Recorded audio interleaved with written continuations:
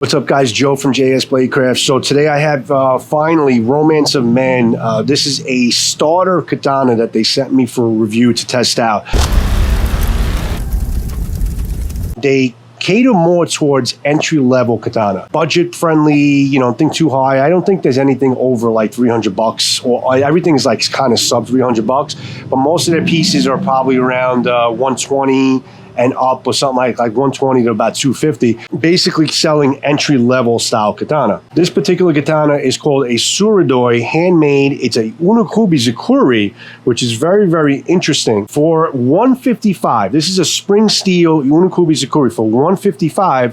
There's a lot to really like about this sword. When I look at swords of this price range, I'm also putting into account basically what they cost and what you're getting for the cost. So if you're giving you a quality piece in terms of the fittings and the fit and finish and all that, for that price point, I mean, that's a great buy. I don't expect to have excellent fit and finish because I know it comes at a cost. You want excellent fit and finish, excellent pieces, great castings, tight ito, it all comes at a cost. So if you're getting a lot of that within the 155 price range, that's pretty damn good. First off, guys, we'll start at the top. So you have the Katana here. Now, there's the swirly misodomes is the theme of this whole sword. Some guy in the sword community is crazy about these swirly misodomes, Matthew Jensen. So, he would actually love this type of sword, and I think he actually probably reviewed this exact sword. Katana, as far as the details, is pretty good. Listen, it's going to be a little bit muddy. They're not going to be perfect castings, but for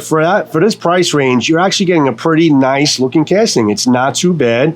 Even close up as you're seeing here, it's actually pretty good. Obviously, you want these to line up in terms of transitions, but if there's going to be an overlap of the ito over the Katana, I'd rather have it like that than the Katana over the ito to have a ledge. So there's no ledge here, which makes it comfortable to the hand touch.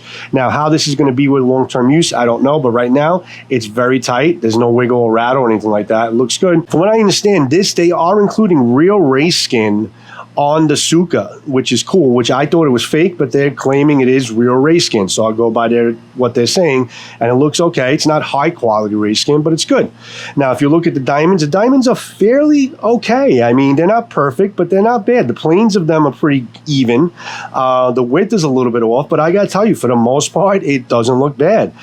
Now, in terms of the tightness, it's tight enough. Listen, you can move it a little bit. Move the knot, you can see a little bit. You can move. There's a little bit of movement, but for the most part, for the price point, these are very tight, very acceptable tightness, I would say, in terms of the price point. So I'm pretty happy with the tightness of the ito, the evenness of the nothing is bunching up too much. The Fuchi, again, same type of detail, same theme, and the transitions are really excellent, really excellent. A little bit of a bunch here, but for the most part, absolutely excellent. No ledges here, nothing that's going to kind of make it uncomfortable if your hand is there, and it looks pretty good. Very, very impressive transitions. I mean, for the price point, it's not too bad. Could have been better? Yeah, of course. Right here could have been a little bit better. It's not totally even, but again, I've seen a lot worse with a lot costlier swords. So again, the Suba, swirly misodomes. This is like a flower petal type of theme. Actually similar to like one of my Huawei pieces, this exact shape. It's a copper piece here. I believe they're all copper pieces, but I know exactly the Suba is definitely advertised as being copper Suba. And swirly misodomes, pretty nice detail on the Suba, pretty solid, everything looks good. And it fits the whole theme of the sword. I like the look of it. It's not too overly embellished or anything like that. Pretty good detail, but not over embellished, and that's really good for me. And I mentioned the Manuki, also same theme, nice and smooth, everything is great. I'd rather it be basically on the palm side. They put it on the finger side. I'd rather it be on the palm side. Most people like it on the palm side and not have their fingers rest on it. So maybe that's something they should consider, maybe changing Manuki on the palm side, where it's a little bit more comfortable to hold. Saya's a pretty nice paint job on the Saya. Okay, it's a black lacquered Saya. The transitions, the ripples are fairly, there are some ripples, but nothing to the point where it's really alarming or anything like that, or really bumpy. You can feel a little bit of some bumps here, but for the most part, it's a pretty good paint job. And I like the fact that they did it a two-tone with the red splatter, you know, and it's just, it's a nice look. It's a really nice look with the black and red, and I love black and red, and it fits the whole overall matching color scheme of the sword. Painted corrugata knob. Obviously the shitter domes are not glued in, so if I was to unwind this, it would come apart. The knot, presentation knot came in pretty, you know, okay, and no bow horn from what I can see. Yeah, but the side is good. As far as the rattle, there is a little bit of a rattle. Now, what I noticed when I first got this, and if you guys saw my intro video, when you held this upside down, it fell right out. There was like no tension holding this into place. Now, what I said was I was going to be doing my own fix on this before I would start doing a full review, and I did my Gorilla Glue fix, where actually I put my Gorilla Glue on the sides, had it harden up, and it kind of just basically now locks into place, doesn't come out. Very, very simple thumb push, and it locks into place. I can't emphasize enough how good the Gorilla Glue fix is. It's completely accessible with the thumb push, but it's enough where it doesn't come out easily. Obviously, if you force it, it will, but it doesn't come out easily. So it makes it safer, and it's still it pops right out, okay, with that Gorilla Glue fix. So that's fixed, and that's an improvement. But to be noted, it didn't come. It came to me with absolutely no tension to hold this into place. As soon as you held it like that, it fell right out. So that's something that has to be addressed on future swords to make sure the fit is a little bit better. Okay, so this is a type of spring steel. I'm not sure exactly what spring steel it is, but it's got it's a UNOKUBI ZUKURI, which is very impressive. It's a nice execution at the UNOKUBI. You have the thinned out profile from the top and a nice reinforced tip, which is a trademark of the UNOKUBI. You have the larger bohie here, and they actually also included an extra bohie on top, which is pretty freaking awesome. So you have it here, and you have an extra bohie here.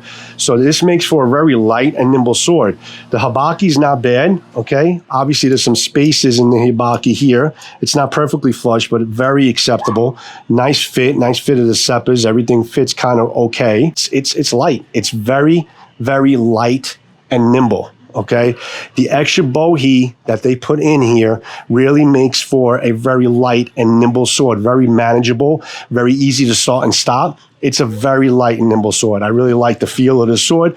I'm looking forward to seeing basically how it cuts. To be noted, I did hone up the edge. I did a little bit of reprofiling. It came pretty sharp, but I wanted it, you know, a little bit sharper. It needed some work to get a little sharper. So I kind of just really did some honing on it.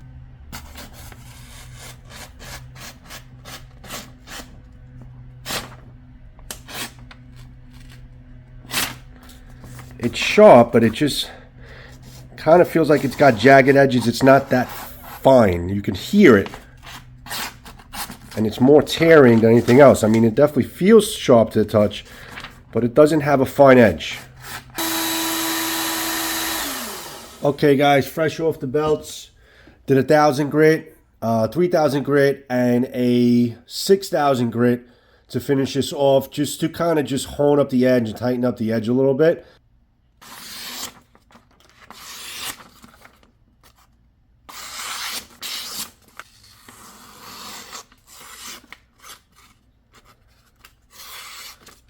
Yep, I would say a big improvement. Just to refine the edge a little bit to make it a little bit sharper, and now it's like really razor, screaming sharp, really cool. With the lightness of the sword and the sharpness of the sword, let's see basically how exactly it does. But if you like a light and nimble sword in terms of an entry-level sword, this is excellent. In terms of how it feels, I don't know how it's going to cut. We'll see that soon. But in terms of how it feels, it is absolutely fantastic. Great POB. It feels good. It feels really good. So let's see how this thing cuts. Okay, most of you guys probably skipped right to this part of cutting. So a little disclosure, I am not a practitioner. In fact, I don't practice enough. My tatami cutting stand needs to be replaced. But I try my best, honestly, to give you the best testament I have as far as how this sword feels in my hand, how balanced it is, if it's light and nimble, or if it's heavy cutter or light cutter. This is definitely a very light and nimble cutter. You really need to put a little more speed and heft in your cut. That's a dry bottle cut, so it's got to be sharp. It's got to be a swift cut in order to get through that. So that actually handled it pretty well. Did good with that. But it went through the bottles really well. Like I said, it's a light cutter. It's a trick cutter if you're into trick cutting.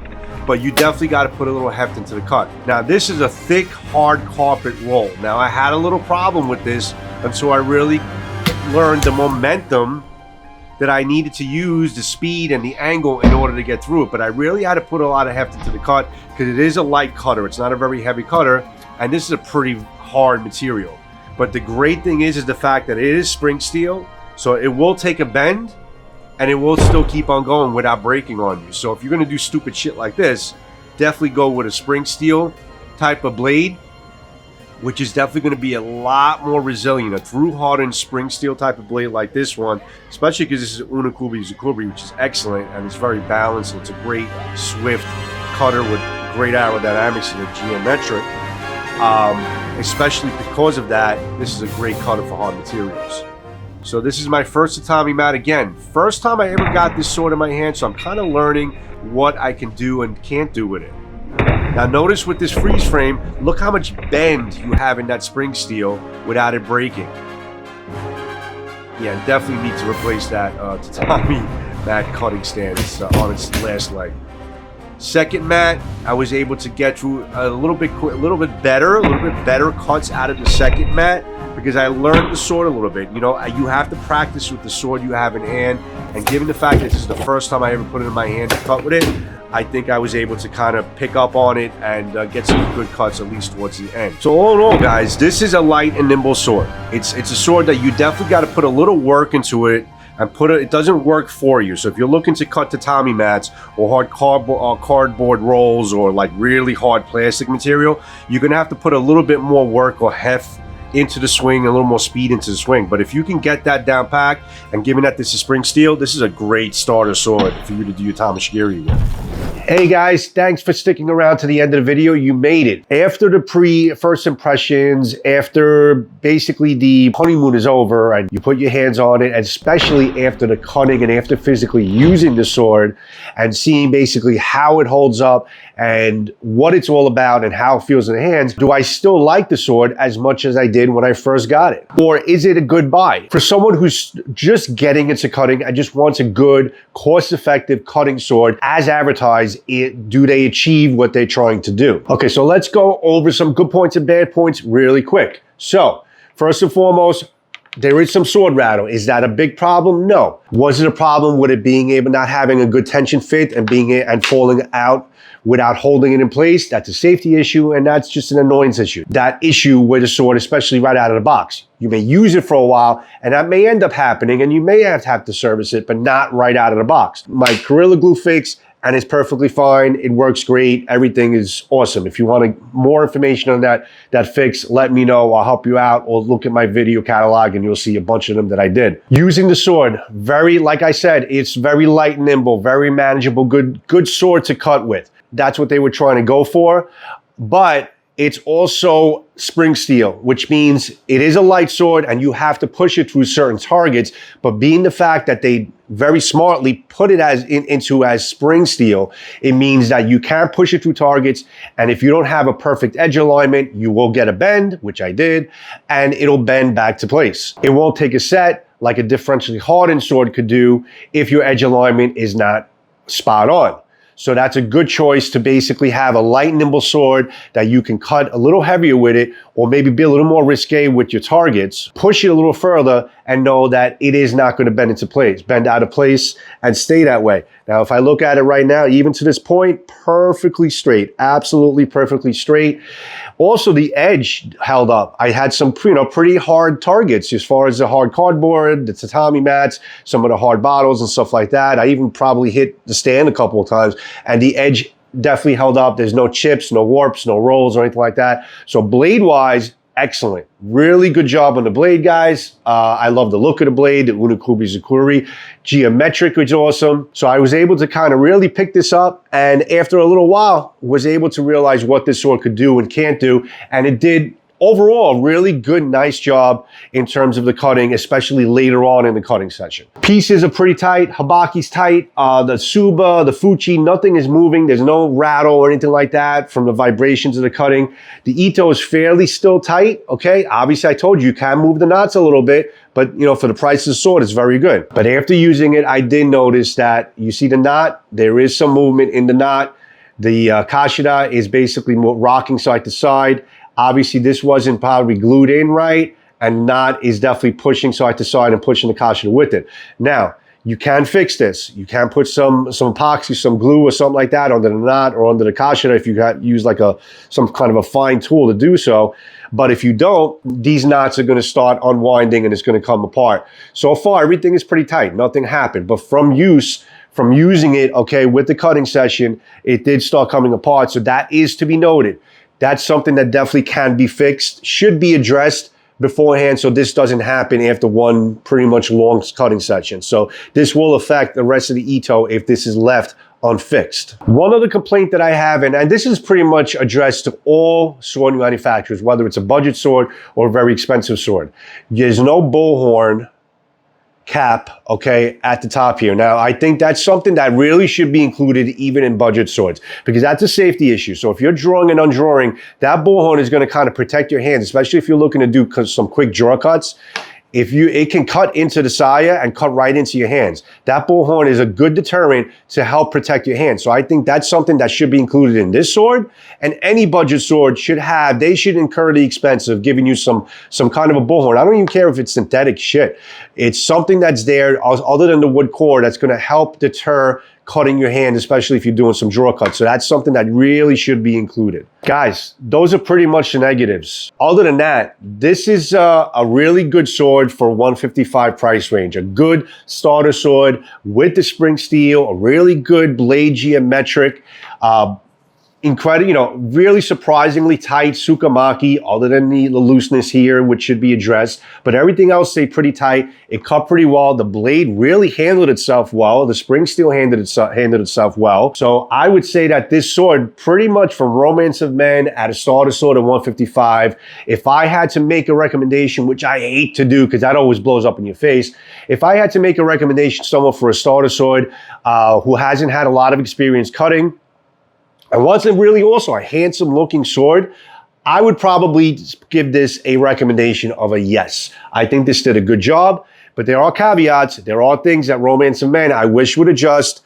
The bullhorn, the tightness of the sword into the saya, tightening, gluing some pieces here so this way this Kashida is not going to come apart on you, and maybe tightening up the Ito a little bit more than you did. You know, other than that, it's a great buy, and a lot of things are acceptable at that price point, guys. But if they kind of address these things, these little things here and there, this is a really great bang for the buck. So I hope Romance of Men, you know, just is listening, and this is why I made the review. And these are certain little things that you guys can do to fix this thing up and make it a really good bang for the buck. But as it is, great buy at $155 for Romance of Men. So guys, thanks for sticking around to all my videos. So much appreciated. Thank you for all your support. And until the next sword and knife video, which is coming soon, because I did a lot of cutting on that day. Good job, Romance of Men, on this sword. Really liking it. Peace out, everybody. Ciao.